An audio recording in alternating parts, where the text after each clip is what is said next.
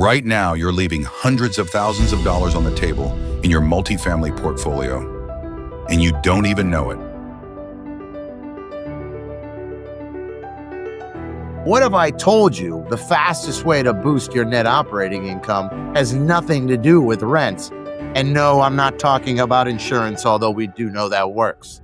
Imagine you've got a 100-unit building. You're bleeding $3,000 a month in utilities. You can't recover. That's $36,000 a year gone. But if you plug that hole, that $36,000 drops straight to your NOI. And at a 6 cap, you just created $600,000 of value out of thin air. That's the kind of equity, lever, whatever you want to call it, Tiffany Mittal pulls. And then she's built a SaaS company, software as a service company, to do it at scale. So she's not just a founder, she's a mother of 4, a former hairstylist turned serial entrepreneur who walked away from a 3,000-unit family office to build something of her own. 6 months after launch, a $2.5 billion competitor offered to buy her out for $17 million. Actually have a very simple calculator. So let's say you have, like in my case, was a 36-unit property, $36,000. You take that money and divide it by the cap rate, and that's the value. So number of units times by 1,000, divide by your cap rate, and that's the value you can create. Most landlords think tenants will freak out, that they'll move out over a $100 water bill, but they don't. We've done this for thousands of units. Less than 1% leave, and they start reporting leaks, saving you even more. So today, we're going to dig deep and go deep with her values, her grit, her mistakes, her family, and the exact math behind how she's forcing appreciation one utility bill at a time. This isn't theory, folks. This is real case studies, real dollars, and real lessons. Tiffany, welcome to Real Estate Profit Boost. Let's talk about the hidden profit levers investors are missing. Oh, thank you so much. Appreciate it. Okay, Tiffany. So let's get into it. We're going to talk about you, the family. Welcome to Real Estate Profit Boost. I really appreciate you being here. And we're going to have some fun today. So we're not going to first start off with the big NOI play, but I'll just tell you, when I first met you, you came in, I think, through Kislak and Greg and all those guys, another strategic partner of ours. But when I heard her stuff about Utility Ranger and how she increases NOI literally out of thin air, I totally aligned it with it because of our insurance world. So people, stay tuned, and we will literally show you. Can you put a number on it, Tiffany? Like average NOI increase per unit or per building, because our audience could be, somebody owns a fourplex or somebody owns 1,000 units. Yeah, I actually have a very simple calculator that you can do kind of back of the envelope math. So it's basically the number of units you own times 1,000. So you get about $1,000 a year per unit back in utility reimbursement income. So $1,000 a unit. So let's say you have, like in my case, was a 36-unit property, $36,000. You take that money and divide it by the cap rate, and that's the value. So number of units times by 1,000, divide by your cap rate, and that's the value you can create. There you go, folks. So for us in the insurance business, and I know I said we're not going to get right into your business, but these people are probably itching, right? Because the thumbnail says how to increase property on the YouTube video and so on. So for me, it's the same thing in insurance, right? We use insurance as a profit lever, whatever you want to call it. And we pair it with the right capital markets of the lenders, and it increases NOI. So our math is simple. At a 5.5 cap, $100,000 increase in net operating income is $1.8 million in property value, right?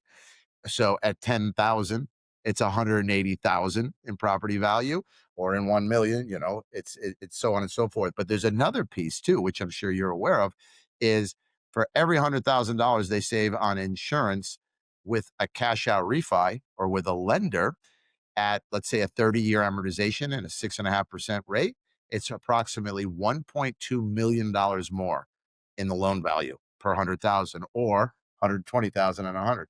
So it's the same thing, folks.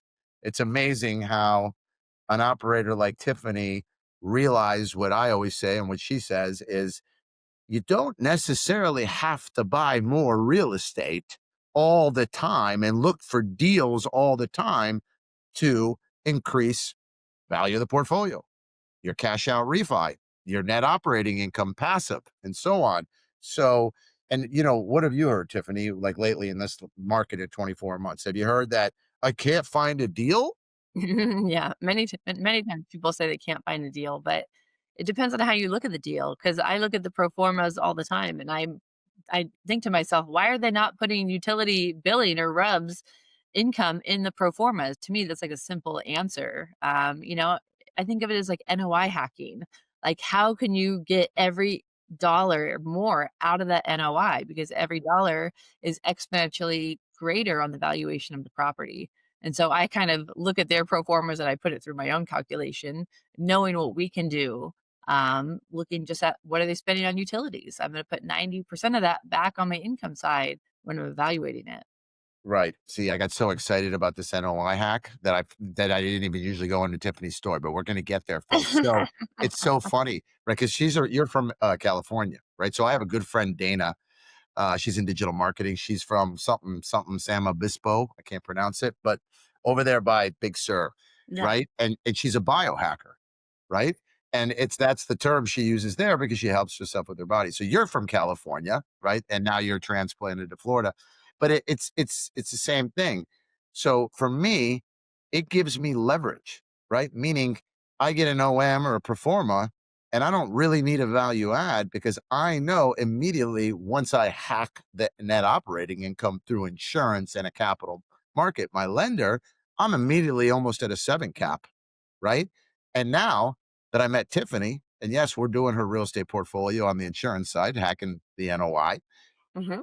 You have no idea. So I'm closing on a deal on October 1st. It's the first deal I bought 24 months, right? And it was, believe it or not, a 6.5 cap from a distressed seller here in Victoria Park, which I know you're starting to buy stuff in. And I looked at Justin, my property manager, and I'm like, did you see this utility ranger? Because the water bill there is averaging $84 a unit. Okay. And I was like, okay, so this is the question that you're going to get, right? Because for me being a landlord, you being a landlord, right? How do the tenants, when the lease renews, you change the lease and you turn the utility bill that used to be included, right, in the rent and my expense or your expense, how, how do you get them to accept it? And what's your acceptance rate? Or you have numbers on that? Or tell us a little bit about that because I know the audience, that's the first thing they're probably going to say. Is that what you get? You know Same what? thing? It's it's always everybody's fear initially is like, well, how are my tenants going to react? What if they don't accept it? What if all my tenants move out? This has been going on in the institutional investment side for 25, 30 years. So this isn't something that's new.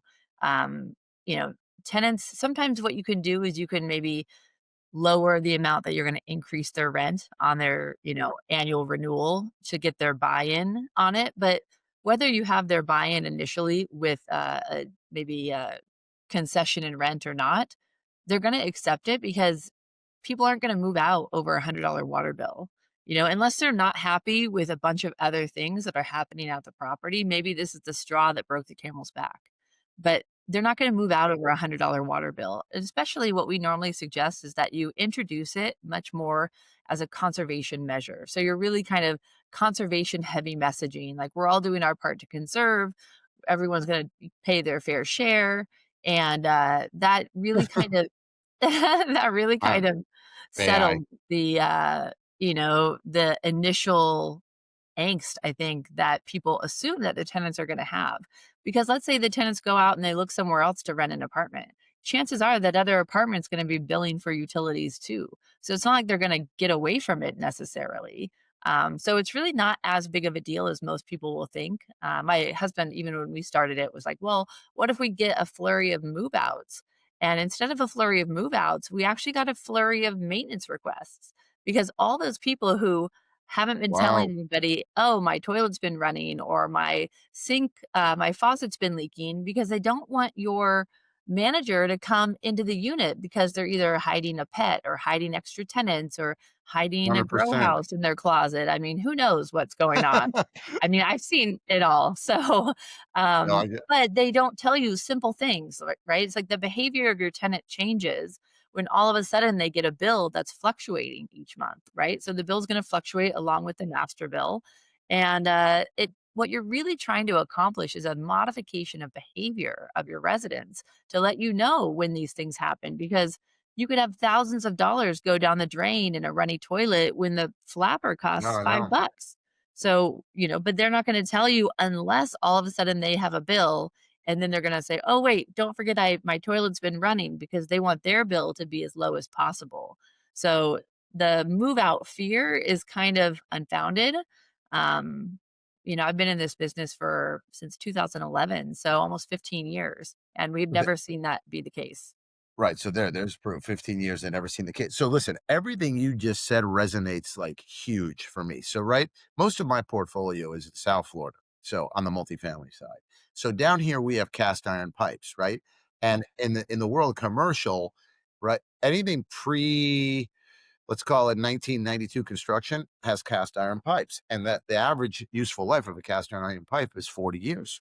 So if you're doing 1940s, 50s, 60s, 70s workforce housing in Florida, Victoria Park, right, Broward, South Beach, even Jupiter, right, and things, those cast iron pipes are failing.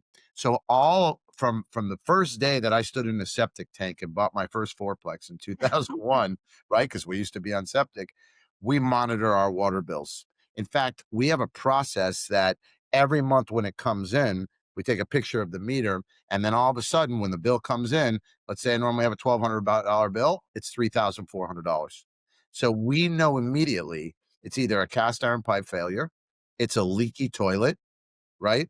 A bad flap or a broken pipe between the meter and so on. So we have a process that says in Florida, if because we have a sewer and a water bill. So water goes in, sewer goes out. So once you fix it and find it immediately, we know how to isolate it. We have valves per unit, shutoffs that we were installing at one point, right? Because if you can isolate the unit, if it's the leak in the unit and everything. And then we submit to the utility company, and with the proper proof of repair and a plumber's receipt, they give me 50% back. So I cannot tell you how many years certain properties, my NOI was derailed like that. And it could be a fourplex or an eightplex, or it could be on a much larger building. So we work that into most management company standard operating procedures, right? To watch that. And we never use rubs.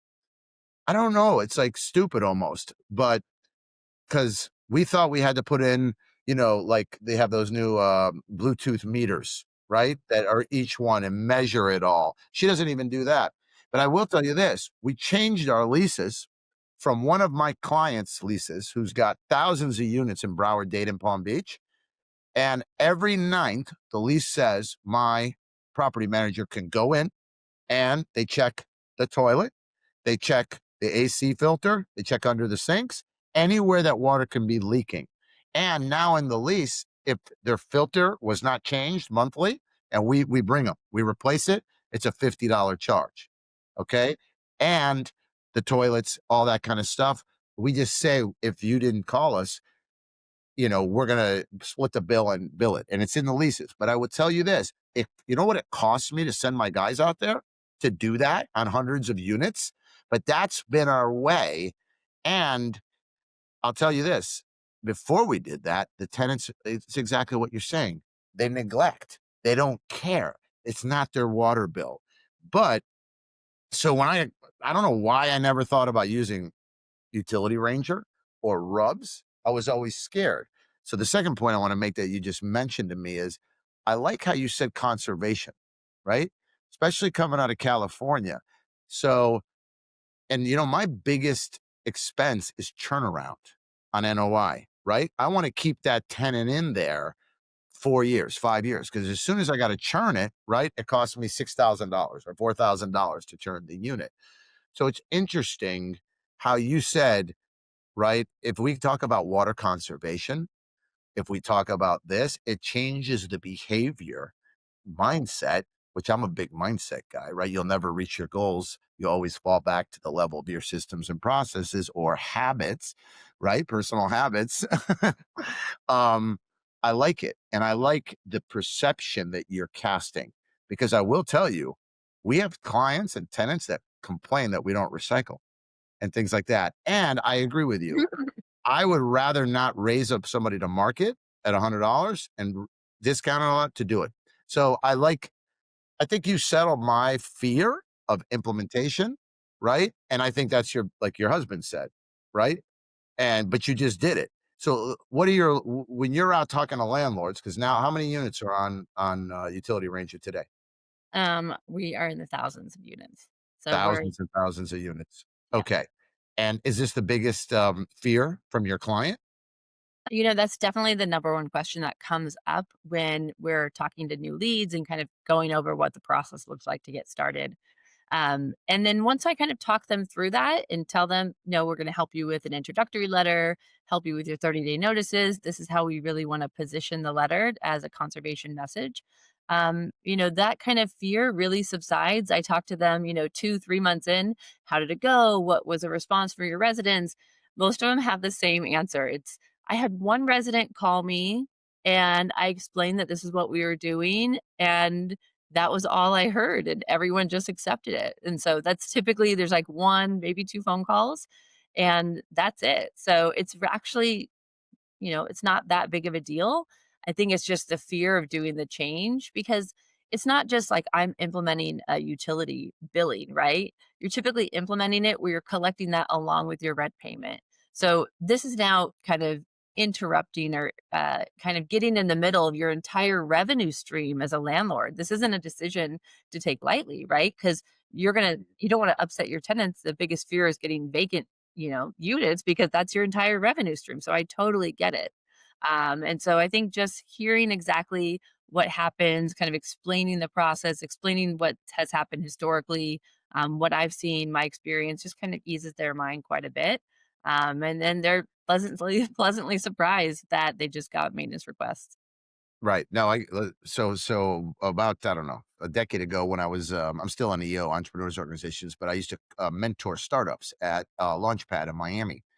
And we were seeing the chief engineer of Facebook. He was the speaker, right? So I was like, I didn't want to go, but I went with my mentees. I'm like, what am I going to learn about software engineering?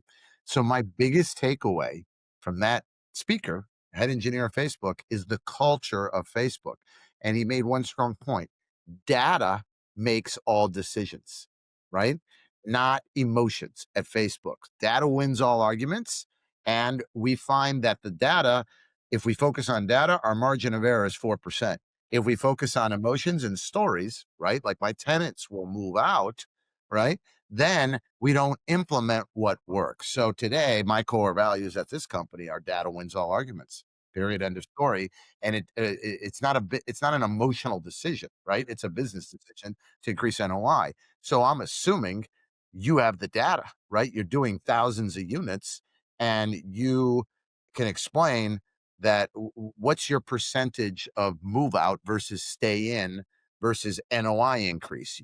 I'm sure you have all those numbers, correct? Yeah, yeah. I would say it's literally less than 1% of people move out. There you go, folks. And what's the data on the increase of NOI, as she mentioned before? 40 to 50 to 60 to $70 a unit, depending on the region, Yeah. right? It depends on, the cap rate as far as much value you can create. It's basically every dollar that you bill at a 6 cap is about $20 added to your property value. Wow. No, that's awesome. Okay, so I'm sure people are asking, right? Especially Eric Weber out there who watches this all the time. He's a great client of ours. We love him. He's up in Palm Beach. You should meet him and his wife. I went to their 50th birthday. They're great people. Right, Eric? Um, so, for example, how does your rollout process work? Right? He's got a couple hundred units. How would you do it? All at once, over time, leases? How do the tenants yelling at each other? That kind of thing. It's actually better to kinda rip the Band-Aid off at one time. You may have a bunch of tenants who are on month-to-month leases, and you may have a bunch that are rolling leases that are rolling with lease renewals. But it's really kind of a huge headache for you as an operator to do it in a rolling way where you have to kind of not send the notice or the letter until someone's lease expires. Just trying to keep track of that to make sure you're within your correct kind of notification terms is a huge headache. So, kind of throughout the industry, we all suggest the exact same thing is just blanket the whole property with an introductory letter, conservation heavy messaging, along with a 30-day notice. And the 30-day notice traditionally says 30 days from today or the day after your lease expires, whichever comes later. So you're kind of, some people get 30 days notice, some people might get 6 months or 8 months notice, but they'll know right away. And that way everybody gets the same letter. Tenants always talk to each other. So you don't want to have some tenants know it's coming and not other tenants know it's not coming because they're all going to talk anyway. So it's better just to let everybody know. And so our software actually, what's really cool about it is, let's say you have a tenant who isn't actually going to be billable until maybe the first of January of next year. Our software Mhm. could actually still send them an invoice that shows them what their bill would have been if they were billable, but it doesn't actually total the bill up to actually make that due. Maybe it just shows the rent, which is due, and the utilities, it just shows them what their bill would have been kind of shaded out. So Got it. just even seeing those numbers, they kind of know what to expect when their lease does renew. But just seeing those numbers actually creates that modification of behavior, even if they're actually not getting billed for it. So you're really just trying to create that modification of behavior across the property. So you can create that even if you have tenants who aren't billable just yet. Got it. So, okay, so depending on the leases, the states, like for instance, I use my own lease, but it's 80% of my lease is FREC, Florida Real Estate Association, right? Because the judges like it on an eviction. But I have changes, like I'm allowed to modify this. I can give you 30 days notice if I sell it, right? They're responsible for $100 in maintenance. So you analyze the leases, depending on the state, the proper notice, but regardless, you blanket the entire property with that notice, focus on conservation.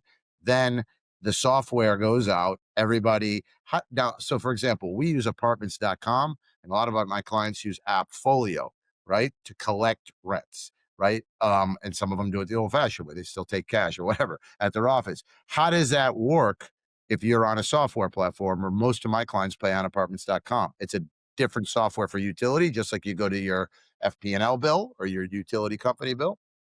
So we have a lot of flexible ways. So for people who don't have property management software, we wanted to give the tenants the ability to pay right from their lease, and so or right from their invoice. So one thing, I feel like tenants are very portaled out. There's so many portals to log into, and so we actually made our invoices without any portal. So there's no portal for the tenants to log into. In fact, the tenants don't even know that Utility Ranger exists. We're just the software platform on the back end helping the landlord send bills to their tenant. So there's no branding of Utility Ranger and the tenant gets our bill. They get their bill from residentbill.com. Their invoice itself, their digital invoice that they get actually turns right into a payment slip. So they can pay right through their invoice with the pay now button. But for those property managers who use property management software like Appfolio, any apartments.com, anything that you're currently using today, we can update that link on the invoice to go directly to the preferred URL. So if your tenants use apartments.com, the invoice would be, here's your rent, here's all your utility information that you're being charged for, pay now, and it would go right back to apartments.com for them to pay through apartments.com. Because wherever you're holding your ledger, right, your tenant ledger is going to live within your property management software. That's where you really want them to pay because that will Got make it. it very simple for you and less reconciliation. Okay, so you're basically just changing the apartments.com invoice, right? And you can itemize it on there. And your software is the one that's calculating the utility bill based on the current utility bill. Okay, I get it. I got it. But our Right. invoice is not the same as theirs. Our invoice comes out, but it just the payment button goes for them to log in and pay through whatever platform they pay through. Right. And here's the good news, folks. Guess what? Who do you think pays for Utility Ranger? Who pays for it, Tiffany? The tenants pay for it. So our software is a simple $3 per unit per month, but that actually becomes an admin fee on the bill to the tenant. So our software is essentially free. Most utility billing companies in the country, they charge anywhere from $5 to $7 an invoice. So our platform allows you to even charge $5 to $7 an invoice if you want to. because you're the one actually doing the calculations and sending the bills with a few clicks on our software. So what's above and beyond the $3 is extra revenue in your pocket as a landlord. So you can actually make 3, $4 a month on top of our software for additional revenue. Awesome. Right. So I get it. So it could become a $3 profit center or $2, right, depending on how much you want to charge on top of your fee. So basically, the install, the software, the system, the rollout program, the lease modifications, everything that's a part of Utility Ranger can be found at the website, utilityranger.com. Is that the preferable way of Yeah, contact? And then your yeah, team reaches absolutely. out? Okay, cool. Just tell them that you were on Jerry Katz's Real Estate Profit Boost. Just kidding. Absolutely. Um, no, 100%. Super cool, folks. Right. So, um, the other thing that we wanted to ask you is I know that you've been approached by several, I don't know, suitors, right? Let's call them private equity, real estate capital. I don't know. Are you under NDA to disclose anything? Or I I definitely know, can't disclose anything. Definitely under NDA, but, okay, we do have many suitors looking, and, things are going really well. We are definitely ramping up for some large growth. awesome. And can you give us a valuation number or no? I can't give you any Okay. numbers like that right now, Okay. but I appreciate it. Okay, Appreciate no worries. Let's just say this. My guess would be it would be between 10 and 100 million. That's it. Right? Would that be safe to say? I would say it's Wow. somewhere within there. Yeah. Okay. So there you go. So she's under A. So it's amazing. So this takes us back to, real estate profit boost. For me, it's about people with grit, mindset, integrity, family values. And so I always usually ask this question. Tiffany, what do you think is the purpose of a business today? I think it's to really, solve problems for people, solve problems and give service to people that need it. I mean, I started this business because I was solving a problem for myself. Realized other people could use the same business if they solve the same problem that they were experiencing. So, you're really solving a problem, but I think at the heart of it, you have to really care about the problem you're solving too. It's not just solving a problem because I think this is gonna make money, because starting a business is hard and you have to have, really the longevity to stick with it even when it gets hard, and you can only really do that if you have true passion behind and purpose behind what you're doing.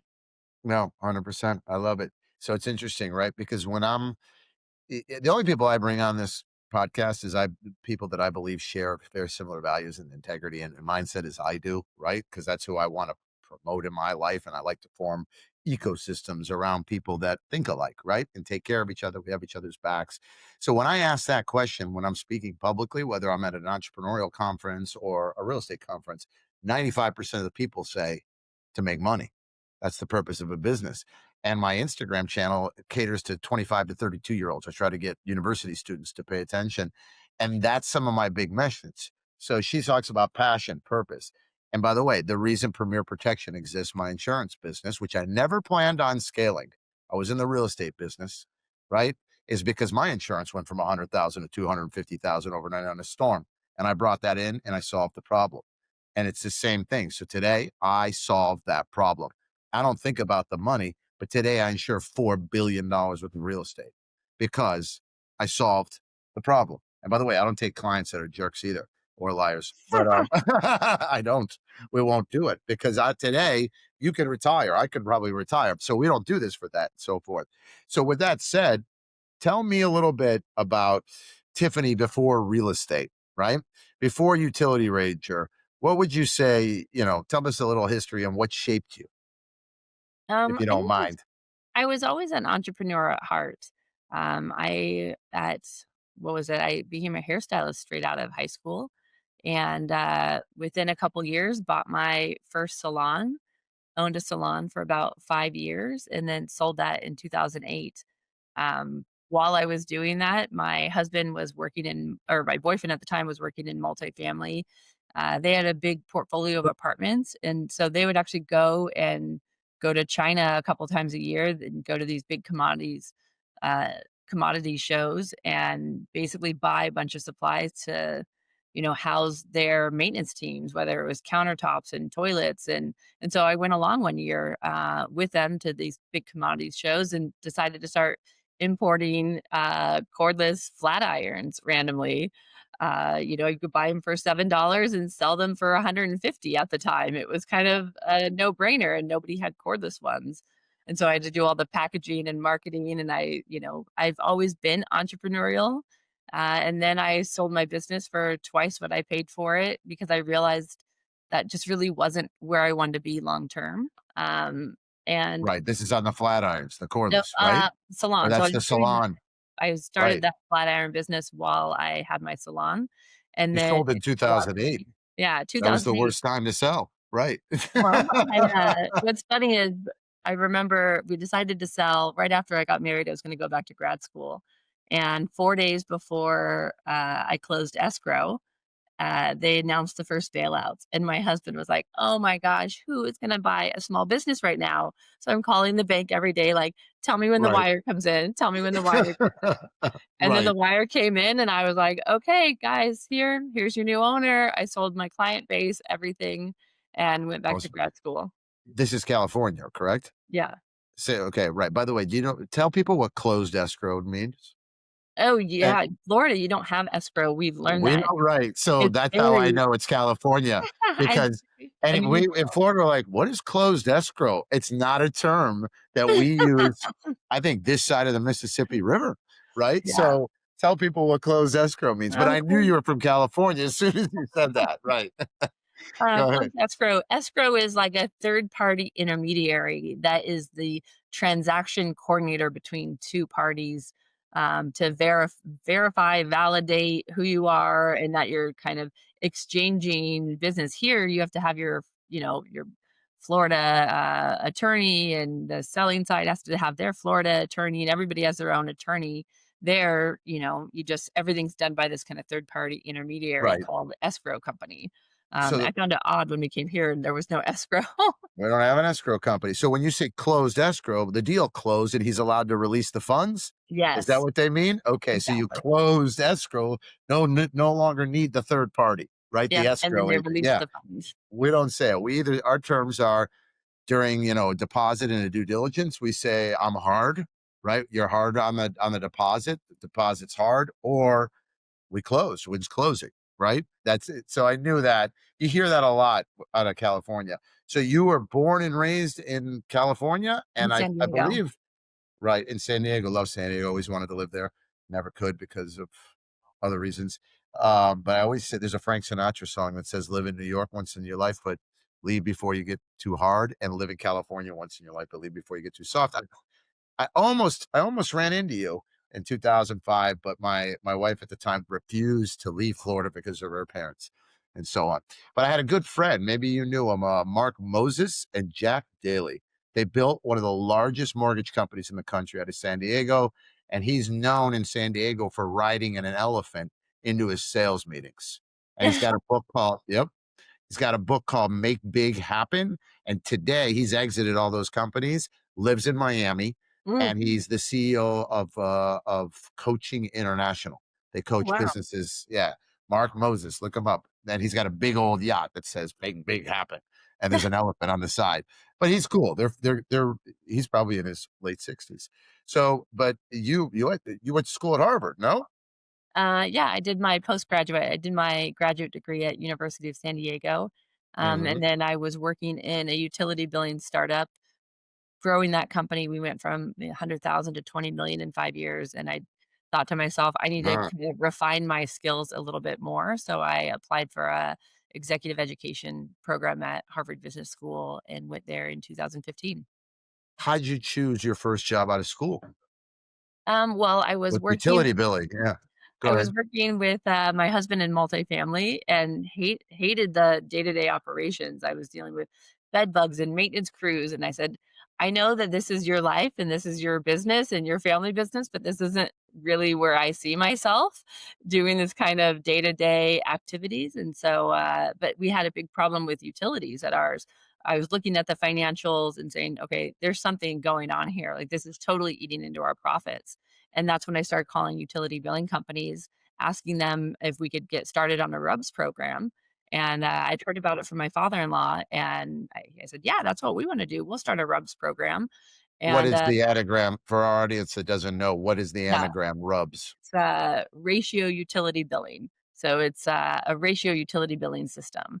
And so it's basically a mathematical formula to decide how you're allocating the water bills or any Per utility. unit or per square foot or whatever it is, right, Exactly. okay. Exactly. And then they all turned me down and said we were too small, tried dangling the carrot of my in-laws portfolio, saying, "Well, if you start with my husband and I's smaller portfolio in San Diego, you can, eventually get to my larger portfolio." And they still said no because we were still too small. They wanted How institutional, many units was that? about 3,000 units. And so And you were too small for we were RUBS? still too small. And Why do you think they said that? Because now that you know the inner workings of the business, why Mhm. do you think they said it? Just clients? Because this is back in 2011, so it was much more like institutional, large property management companies that everybody was going after, and it's a very Got it. service-heavy business. So you have, billing people and customer service people and collections people, and you have very, very, man-heavy. You're mailing invoices to people, and so it just didn't make Wasn't sense. scalable for a Yeah, small client or it wasn't. profitable on a small client. Exactly. Incomes, SaaS, software. Got Yeah, it. exactly. So I figured like, "Hey, I'll backdoor the system. Let me go work for some of these guys and figure out what they're doing and then bring it back to my family business, and they'll have to take me on by default because I work there." So it was kind of, I can get this done, but I have to work for it. And it gave me a reason to kind of pivot out of my husband's, operations of the apartments, and solve this problem that we were facing. Got it. So eventually, you walked out of a 3,000 unit family business, right? Even though Yeah, you solved later this on down the problem. line, yeah, my husband. Right. Do you mind if I ask you what values drove this decision? I think it's, you get to a point in your life where we wanted to focus on how and when and who and really drive the investments that we had. You know, we wanted to focus on, our values and focus on things that were kind of our goals. And it's hard in a family business because you have a lot of different people in the family business driving where the business is going. And so we had made that difficult decision to kind of remove ourselves from that so we could focus on, being the decision makers behind our own investments. And which was one of the things we wanted to do was start this prop tech company, which wasn't really, I wasn't really able to within the existing environment. And we wanted to move to Florida. And that was definitely a pivotal time in our life right after COVID that I think a lot of people reevaluated their lives and said, what do I want to do? Where do I want to see myself 5 years from now, 10 years from now? And so we decided to make the decision to focus on our own investments and focus on our own aspirations. That's awesome. And it brings up a couple things to mind. So for example, you have 4 children, I know, and I have 2 children, right? So my kids are now 21 and 19, sophomore at FSU, a senior at Ole Miss. And in the last 5 years, I did my entire estate planning, right? So I have LLCs, I have a family limited partnership, now I have a trust, right? And one of my strategic partners, 2 of them actually, Noah Rosenfarb, owns Freedom Family Offices. I asked him he's a third generation CPA and runs family offices. I asked him for his trust agreements, 27 pages of rules, right? That. And another friend, Seth Ellis, they've all been on the podcast. He's a $1 billion fiduciary for life insurance assets. He's a beneficiary for life insurance estates. He's the guy the kid calls at 19 and says, Seth, our kids, right, from a trust, and says, "Hey, Seth, I overspent this month. I need $600 to pay my tuition." He's that guy on $1 billion. So my biggest fear, because I've seen exactly what you're saying, right, is I'm basically creating a family office at the end when I go away, which won't, and I was afraid that I had too many control levers in the Mhm. trust, right? Like my trust says, okay, one family reunion a year, it's paid for. You want to buy a house, the trust will give you 20% down. You got to be able to pay the mortgage. If you want to start a business, You can borrow money from the trust, but the three trustees, which are friends of mine and entrepreneurs, have to approve it. Like, it was so tight. And then what? And then everything has to go back into the family office once it reaches this, $100 million. They got to start a foundation. And being on this side or knowing someone like you, I have several friends who are at war with their brothers or sisters because of the rules of the trust. So it's interesting you brought it up. And I know two other individuals who chose to do the same thing. They walked away from the whole thing because of the family dynamic. So I sat my kids down and read 27 pages because I thought they would hate me. So it's interesting, right? Like how that kind of works.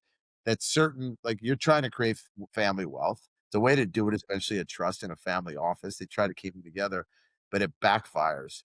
Did you learn anything from that? And what are you going to do? Is a personal question for me about your kids and family, because eventually we're in the world of what I call buy, borrow, die, right? I'm not going to sell most of my assets, depreciation, that's wealth creation for generations. Have you thought about this with your husband, kids? Yeah, we've definitely thought about it. I think we'll probably start our own family office at some point. And we'll definitely make the rules a little bit different, something where we want to make sure we involve our kids in the process. Because I think you have to make sure that it works for everybody when we get to that point. But I think we've learned a lot of lessons. It's definitely a hard road to go down. It's definitely hard to walk away from stuff like that. But you have to make the decisions that are best for your family in the moment that you have to make them. And sometimes you have to have hard choices. But, I would say those hard choices has led us to be happier than we've ever been. And knowing that we've made the best decision of our lives was actually moving out to Florida, starting our own tech company, focusing. We're right now in the middle of transitioning all of our assets from California to Florida. We have one more property left in California that we're selling. And, it's much easier to make money in Florida than it was in California. And so it kind of doesn't matter at the end of the day because we can make money going forward and make money faster because of so much opportunity that exists here in Florida. No, 100% less taxes, everything. And then I saw pictures of your beautiful home up there just north of Jupiter. I mean, what a place. Good for you. I mean, if I was starting over, your kids are younger, I'm older, I'd be up in your neck of the woods. When I came to Fort Lauderdale, that's what it looked like. I just want you to know. And now I don't even know how many hundreds of thousands in the city, but like every bad mistake that I thought I made and overpaid on a property, even when the downturn, I owned property through the GFC, 2008, through COVID, through everything. I couldn't make a mistake because of our government, the people migration, the opportunities, the mindset. So welcome to Florida. And you folks out there who are clients who've been here 20 years, they're still coming. So, and look at the attitude. And you and I think we're overpaying by paying $250,000 a door when I bought my first fourplex at $40K a door at a $600 a month rent or a 500, right? Now they're 2,000. So thank God for compound interest and inflation, so on. So question, where do you think grit, I always say grit and resilience is, if I could give my kids anything, it would be grit and confidence, right? Education, yes. If you don't have education, you don't have skills, right? I agree. But grit and confidence, where do you think, that played a role in your life? And was there any early hardships that you overcame because of the grit and the confidence that you'd like to share? You Teach some know, I people a lesson? I think it's a really good question. It's kind of a hard question to answer, but I think having grit is because, I came from very humble means and I saw my parents struggle. I mean, we didn't want for anything, but we definitely didn't get everything that we wanted. And so I think what's really important is to teach your kids those kinds of lessons. Don't give them everything that they want, make them work for it. I think I heard it was a Harvard study that came out. The number one determination on whether your kids are going to be successful was, did they do chores, as children? And it's the Interesting. chores of making them feel like they were part of the household, that they had to do some of the hard work. And so that's stuff that we implement with our kids. They have chores. Sometimes the chores are never things that they want to do, right? Because they like to complain about it. But I think it's really Mhm. important. Like I tell my kids, like, I'm not going to buy you a car. You're going to save up for a car. But if you get straight A's, I'll buy you a car. Like work for it and you'll get what you'll get rewarded for, but you're not just going to be handed it. And I think it's really easy, especially in my generation and everyone's generation. We want to give our kids a better life than we had, but you can't give them too much because then they don't want for anything. And it's really that want and desire that has or creates the drive. Like, I'm going to create a better life. I mean, I remember growing up, going down this windy Del Dios highway in San Diego saying, I'm going to live in $1 million house here one day. And my parents would kind of giggle, like, okay, I'm sure you will, and they were making very little at the time. Looking back, I really kind of don't know how we survived as a family, making with what my parents were making at the time. But it was that kind of determination of like, I'm going to do better for myself because I don't want to see, like I saw my parents struggle. I don't want to struggle like that. And I think that is where the grit comes from, is knowing that you can kind of change your outcome yourself. Um, and I think it's not everybody has it, which is fine. But Right. I think the grit actually is what helps you become successful. So do you have any brothers or sisters? I have an older sister. Is she very similar to your mindset or different? I would say that our values are definitely very similar. She lives in LA, so I would say our political values are a little bit different, but Right. outside of that, like, we had the same childhood growing up, and she has the same kind of grit. She's actually a fashion designer, and she Awesome. went out on her own around the same time I went out on my own. And what's funny is we actually drove each other's kind of company formation. So my husband and I, we've been in multifamily now for a while. My sister saw what we were doing. And so she finally bought like a triplex and a fourplex and she had about a dozen units. And then when she saw what we were doing with utilities, she said, "Oh, I want to do this too." And I said, "Well, I can't take you on as a client. My company won't let me, but let me create this like Excel calculator for you to do it yourself," which actually became the original base of Utility Ranger. And then Wow. she, as a fashion designer, has been through all the different companies over time. And then when she went to our wedding in India with my husband and I back in 2008, she got these little Indian slippers. 10 years later, they were completely destroyed. And she said, I want to, create those same slippers again. And so she decided to start a shoe company, found these leather, supplier in Italy, created the shoes, and then created loafers, and now is doing millions of dollars, with her new line. And, just opened up a store in Montecito and is, blowing up Wow. her new line because some celebrities are wearing her clothes and shoes now. So it's, she had that same grip that started because she got some little slippers in India, with me when we got married. So we Right. definitely influence each other, and we definitely are successful in our own rights. No, that's great. So because it always like I'm always wondering, right? So my brother and me are complete opposites. Isn't that strange? I'm an immigrant, right? Same thing. Went through that. My parents came. I was 3 years old. They had to learn the language from Russia, right? My dad worked at a gas station. My mom went to Dunkin' Donuts before the Mhm. journey started. I was always the poor kid in a rich neighborhood. That was the good thing they did for me. But my brother is the complete opposite of me. Like he our stories are different. My story is very similar to your and your sister, right? I'm like, I'm gonna build that $1 million house. I'm Mhm. gonna do this. I'm gonna do that. I know where that came from. For me, it came from insecurities of not having enough, my parents, all that kind of stuff. But in the same household, my brother's the opposite. My brother is living in the same house he's lived at for 30 years. It's paid off, all that. He relaxes 20 hours a week. He works for Mr. Roof. So I always say, like, are entrepreneurs born or are they made? Right. And I've heard that question asked so many times. I still don't have the answer, but I would lean to, for me, I think they're born. I don't know. Like, because when I look at that example of me and my brother being, you know, opposites, he could care about building, right? He wants to relax.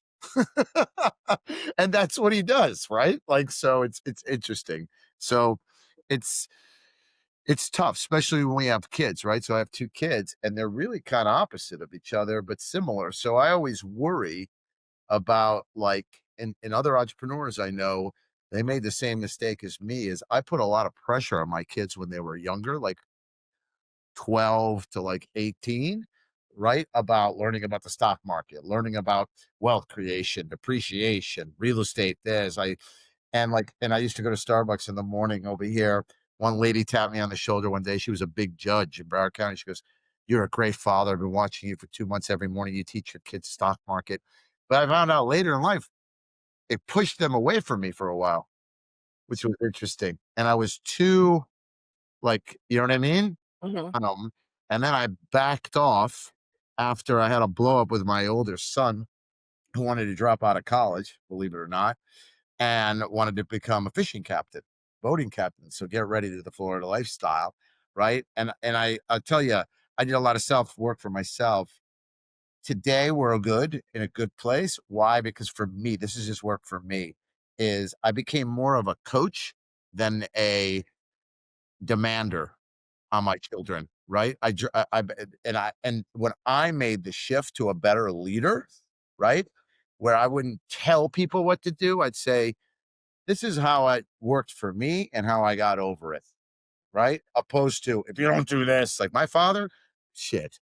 I bought my first car, like probably like you. I came up with $2,200. I was selling women's shoes. Okay. Working at 14. Okay. And when I came up with $2,200, he matched it and I had to sign a contract that I couldn't eat in the car. I had to be home by 10. Right. It always worries me, right? And a lot of people out here, right, that are in entrepreneurs like us, what I've learned, we share the same problems, Hmm. right? They're different people. And then other people watching this podcast, oh, those are rich people problems. They're not rich people problems, right? But like it's everybody's problem, I think, who shares the same values. And I always say, and I think you'll agree with me, I'm only as happy as my saddest kid. Right? I don't care how big the business got, right? And so on and so forth. And so it's interesting and so on. So, all right. I don't know. It's do you want to talk a little bit about the podcast you started or no? Not yet. Well, we're right We in the can middle. edit I'm this sorry out. that. You're in the Well, middle. we're So you've got another mission though, right? It's not just about it's a more of an empowerment mission, right? Like well, helping others, giving back. yeah. I think it's when you're kind of turned away in the process, and that kind of gave me the grit to go and like figure out how to solve the problem. I'm a problem solver by nature, and if I can kind of figure that out for my own business, help my sister with her business, help other mom and pop owners like me, I get more satisfaction giving someone tips and tricks on how to look at something, how to form their LLC with a single person so it could be a disregarded entity, or little tips and tricks along the way to like help you be Right. successful. Because my I would say I got a leg up from my husband. My husband kind of helped me along the way, like, hey, you should think of things this way and think bigger. And I didn't get that growing up because 100%. my parents were just working class people focusing on work and raising a family, and I didn't really have that guidance. And what I've learned has completely transformed my life. And if I can help one other person, like I help people all the time, like my friends, I'm like, buy this, triplex, buy this duplex. I have like probably 4 or 5 friends I'm helping right now, like helping them get a triplex or a duplex or 4 units, because it's creating that passive income stream, because it's so much easier for them to like live the life that they want to live if they can just create a passive income stream. And they might say, oh, I'm thinking about starting another location of my business. I'm like, that seems like a big risk to start another location in the same city. Like you should take that same money and put it in a passive income stream. So then gives you more Right. time and Diversify. freedom to do what you want. And I Mhm. get so much enjoyment and fulfillment out of doing that. So I would say really the bigger picture is I just enjoy helping people and giving them the same opportunity that I got, and giving everybody the same opportunities That's that you awesome. guys have had for years. Like Right. It's we all have awesome. to help each So other. 100%. Well, not everybody thinks that way, but I agree with you. I totally align with you. Do you have a story of, let's say, your biggest? I always learn more from failure than I do through success all the time. What I've noticed is most people get caught in a pattern, right? They keep repeating the same mistakes over and over and over again, which is the definition of insanity, right? By Einstein. But the difference is you got to stop and reflect. Did you have a moment in your life where that you could share was a big eye opener, like a big mistake, a big failure, or something that kind of woke you up? Um, I think that's a really hard question because I'm somebody who's So many. really well, Me too. For me, I wouldn't I say that got there plenty is of those. so many, but I think sometimes trusting people a little bit too much has I always give people the benefit of the doubt and I want to trust everybody because I don't really have an ill will bone in my body. So I can't imagine doing something to somebody that it has any ill will behind it, and so I wanna assume that everyone else feels the same way, but when you meet some people and they have a different objective than you're giving them credit for, I think I tend to trust people more than I probably should, but Right. It's so now funny I'm just more because careful of who I let in my life. right, I agree 100%. So I'm very similar. I believe people are good, but most people disappoint. So I have now my saying is trust but verify, Mhm, right? Trust but verified. And that excuse me, actually leads me to the question is you and I pick strategic partners all the time. We pick clients all the time, right? And who you're building with, partners, investors and stuff like that. So how do you do that? And what's your biggest red flag when you're doing a strategic or a partnership or with your case you may have private equity buy-in or something like that. What's your red flag for partnerships? um, really my red flag is I like to test the values of that person right early on, and, a lot of I feel like the whole world is kind of divided right now, and you're either on one side or another, and a lot of that has, deep rooted values underneath that as well. And so this actually just happened today. I was meeting a new corporate attorney because I have some, things happening investment wise with some larger companies that are looking with us. And so I needed someone to look over an LOI and look over some of this paperwork. And, you know, you don't want to just trust anybody. And I've learned at this point, you only want people on your team that you're fully aligned with. And, 100%. you start dropping little hints about, why I left California and, people either pick up on that or they don't pick up on it. If they don't really say anything, then maybe you have a little bit of misalignment, or if they pick up on that and they kind of go right into, agreeing with your decisions and that, then that there's some, alignment in values right away. And so I like to drop little hints in the conversation, and whether or not they're picking up on them kind of tells me right away. And I trust my intuition. I think that's a big piece of it. And that's one of the biggest lessons I've learned is to really trust your intuition. And that really guides me, listening to my gut. And it's never steered me wrong thus far. That's awesome. No, listen, I agree 100%. So I've learned a lot about that, right? And some there's another person on my podcast that talks about an energy vibration. He's called an energy doctor. This guy, he says you sense it. Some people call it my gut, my intuition, things of that nature. And you're right. Like I'll ask questions or I'll speak to people. 9 out of 10 people that I meet with, and this is just a warning to others, right? That there's a hidden agenda or they're Hmm. looking how they can take versus how they can add value. And, I can tell you, if I get an attorney today, I've established a vetted peer network that of strategic partners, friends that is Hmm. highly filtered, right? Through trust. And we have each other's back. I'm the founder of the South Florida Commercial Real Estate Forum. We call it a brotherhood, right? There's 10 of us. We have each other's back no matter what, right? In any part of it, because we share the value systems, Hmm. right?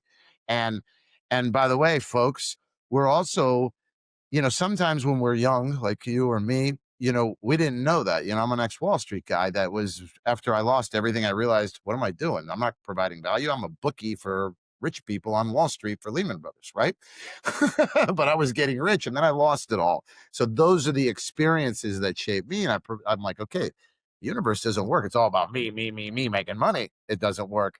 So back to real estate profit boost is the reason that Tiffany's here is because we've met prior and I try to create communities and anybody that's on my podcast must share my values, right? And it's not about, how much money they're going to make or who's going to see the podcast. Tiffany doesn't need your money. guys. She solves problems. She brings value to the table by solving a major problem first for herself, and now she shares it with others. That's exactly why Premier Protection works. And by the way, when we didn't think about that with Premier Protection, because we brought it in-house, you brought utilities in-house, I brought insurance in-house for our real estate portfolios. All of a sudden, when I started talking about what we do, my company jumped from, let's say, 5 million to 20 million in revenue. And when I chose the right partners, the right values, and we solved problems, I don't even recruit from the insurance side. I can't, because the industry is, they're not worried about solving the problem. They're worried about selling insurance. So it's amazing how your business, and Tiffany's going through it right now, 10X's when you do the right thing.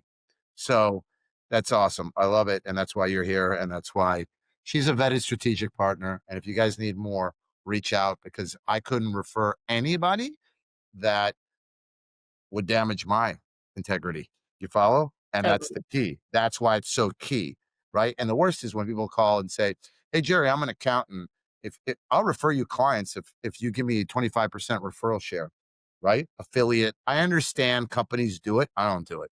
I feel like that the foundation of the relationship is affiliate share, revenue share. It's not Tiffany's here to help out all my clients increase their net operating income. I feel like I get a 10X return on that, not the affiliate contract. And there's no affiliate contract, folks. But it's true, right? And so on. Okay, so let's close this up and so on. What I'd like to do is focus a little bit more on utility ranger, and then we'll close this up. So if I gave you 60 seconds to convince an investor or property owner or a family office, why does utility ranger matter, right? Give us your 60-second pitch on why it matters, and do it, because I know it's about solving a problem. So go for it. I'll Yeah. put you on Well, your elevator. your utilities are your third largest expense. And so if you're not billing back utilities to your tenants today, that's an expense that you really can't outpace the growth of the utility costs with the growth of rent. So it's going to continue to eat into your profits. And so the only way to really control that is to basically have your tenants pay that portion of it. So it helps stabilize your rent. So you don't have the kind of creeping expenses continuing to eat into your NOI. And it's really simple to do. And once you have it implemented, you get conservation at the property level. You get tenant accountability, because all of a sudden tenants are telling you that they have leaky faucets and running toilets. So you get accountability on that side. You get about 20 to 30% of conservation because of the accountability and just changes of behavior. So your overall property bill goes down. And then you got, just by default, you get that money back in your pocket each month, your utility money, which then turns into your annual cost. So when you get your property refinanced, you can pull out that additional equity and repeat the process and buy another property that isn't billing. This is kind of what my husband and I do. We've like figured out utility ranger is like our secret sauce for investing. So we only buy properties today that aren't billing for utilities, instantly implement a utility bill back program on Utility Ranger, automatically start collecting all that utility money, get the property refinanced in about a year and a half, pull the money out, use that money and buy it again. It's like the Bird 2.0, but instead of the rehab in the, buy, rehab, rent, refinance, repeat, we're saying Value add, blah, blah, right. reduce expenses with rubs, rent, refinance, repeat. So you're actually not having to spend all that money and putting capital into your properties. You're just reducing expenses, which will again drive up the NOI and give you a much higher property valuation. So it's kind of a win-win-win, and the software is free essentially because it's all a pass through to the tenant. And it's kind of a no-brainer. Like there's no real downside to doing it except for you're just making more money each month and getting more money back in your pocket, and tenants are more accountable for their consumption. 100%. I don't know if I said this before, but I may have. But listen, this podcast went live on Spotify and my intro says, real estate investors, are you always looking for your next deal? Do you always feel like you have to own more and more and more property? Or I had these syndicators, Cherry Brothers, Joseph, and they're from California. Their biggest one of their biggest investors was Seth Rogen, right? They had $1 billion in multifamily. They're now in Florida as well, right? They told me they had to underwrite 47 deals last year to buy one, right? But so this is the beauty, right? So you and I think so similar that you don't have it. And by the way, guys, look, you see what that says? Estate profit boost, right? Because you don't need, you can make an extra million or get an extra million in cash out or more passive income when you think about an operator, right? The best operators, by the way, hang on through global financial crises, through COVID, through everything, right? The ones that think cap rates and underwrite every deal just like AI underwrites deals, right? I love it. Oh, I'm a real estate analyst. Really? Well, I can download 10 of the best, you know, award-winning books on real estate analysis or, Nobel Prize winners, put them in an AI and they can pump out 40 underwriting things. What's the difference? The difference is operations, right? Because we know it because we operated on the inside and we saw the inefficiencies. And that's what entrepreneurs do, by the way. We find what I call the X factor, the bottlenecks, the inefficiencies, and we bring it. So just like Tiffany, now I have her on my team, and I didn't do this before. This is new for me, Jerry Katz. Okay. I knew about rubs, but I didn't think about it and I didn't execute it. And sometimes that's the biggest problem, right? We just don't think about it and execute it. So me, I buy 5.5 caps all the time. Ask Daniel Cunningham, second biggest guy here in Florida, did $1 billion in multifamily transactions. He's a broker, right? I buy them. Why? Ask Joe Thomas. I ask those guys because I'm already at a 7 cap because I control insurance expenses. Now I control, can you imagine? I have over 200 units. 200 units times $70. That's $14,000 a month in income that when I go with Tiffany, come on, do the math, right? So awesome, right? This is what Real Estate Profit Boost is about, folks. This is why you're subscribed to this channel. This is why you should share it. Make comments below, right? Add your thoughts. I don't care if they're negative, positive, we'll listen and share this with others just like you, because that's what it's about. It's about creating a community where we share our strategies, we share our personal values, we share everything that can make you more successful, right? And that's why you're here. So to wrap this up, Tiffany, I'm going to ask you, where do you see yourself? What's next for Tiffany over the next 5? You'll probably end up blowing this company up and don't know what to do with it, right? Because it works so well, but it will, because you have the grit, right? You've already got the mindset. She's not giving up, folks, right? And that's a big thing that others out there that have negative mindsets or they don't think they're good enough or whatever, she's going to do it. And I know she'll do it, just like she knows I'll overcome my stuff. That's because who we are at our roots, right? And that's mindset and it's identity. But we'll talk about that on her next podcast. But so what's next for you? What does 5-10 years look down the road, Tiffany? And we'll finish with that.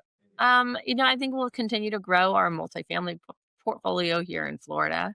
And hopefully 5-10 years down the road, I'll be laying on my yacht in the south of France, enjoying my children and I'm and with you. continuing to operate virtually. So what's so great, I think the one silver lining of COVID, which there's not that many silver linings except for maybe better takeout food options, Right. and Uber Eats, cocktails Instacart, to go. cocktails to go.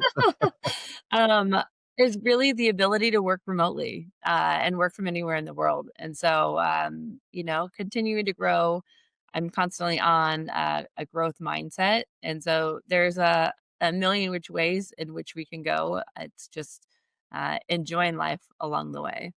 Right. All right, Tiffany. So obviously they know where to go for insurance and increasing that operating income. But more importantly, right, this is an amazing thing that you've created and we've got to share this with the audience. So where do they go to increase their net operating income with utility? Tell us where we can find you. How do they reach out? Yeah, you can reach us at our website, utilityranger.com, or find us on any social media channel. That's simple. Okay, so utilityranger.com. It's got the cute little, what's your logo? Space Ranger. Right, that's right. It is a Space Ranger. That's what I thought, right? So utility, yeah, I can't spell, right? I'm dyslexic. So you figure out how to spell utilityranger.com. And you want to share your email address or is it all automated It's all directly automated through. right through our website. So you can contact us through the website, sign up for a demo. All of that comes Mhm. directly into us, and we'll definitely get you a call, get you set up for a demo of how it works. And it's so easy. You can literally set it up yourself, even online. We have many clients who sign up who I've never even spoken to, that they sign up and get their property set up on their own. We've made it really easy. So it's Yeah, simple to go there and kind of get help and get started. awesome. Is there an institutional side for our larger clients in the family offices, Yeah. or okay, and again, that's all through the front-facing website, and I assume you Yep. have a team? Yep. Okay.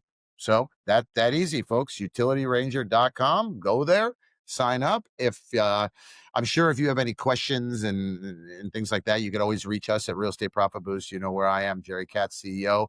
And if you have any questions or you're a larger portfolio or you're interested in Utility Ranger on a different level, investments, whatever it is, reach out to me direct, and I can always hook you up with Tiffany on our strategic partnership level. All right, that's it. utilityranger.com. Awesome. Tiffany, you're a rock star. Thank you so much for coming on Real Estate Profit Boost. It was awesome.